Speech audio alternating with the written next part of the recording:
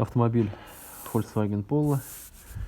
Так, слегка сбил с порога старое покрытие. У нас имеют следы шпакли.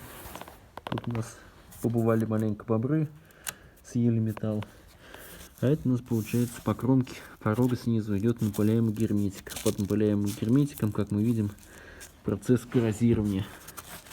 Сейчас я вам покажу, что под герметиком бывает. Вот что бывает. Отходит прям всем большим куском.